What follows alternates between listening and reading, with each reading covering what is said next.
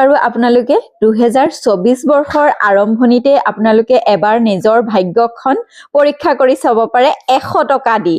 মানে মই কৈ আছো আউনীআটী বিশ্ববিদ্যালয়ৰ সাহায্যাৰ্থে আউনীআটী সত্ৰই যি উপহাৰ কুপন খেল অনুষ্ঠিত কৰিছে সেই খেলখনৰ কথা।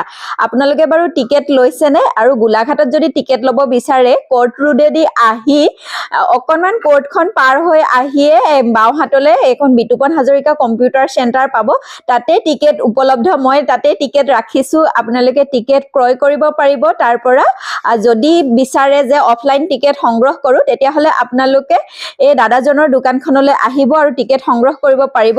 আৰু যদি অনলাইন টিকেট ক্ৰয় কৰো বুলি ভাবে তেতিয়াহ'লে আপোনালোকক মই নাম্বাৰ দি দিছো, সেইকেইটা নাম্বাৰত ফোন কৰিব নতুবা মেছেজ কৰিব আৰু আপোনালোকে টিকেট একেবাৰে সহজে লাভ কৰিব পাৰিব। আৰু এয়া চাওকচোন, এইখন অডি, প্ৰথম পুৰস্কাৰ আছে অডিখন।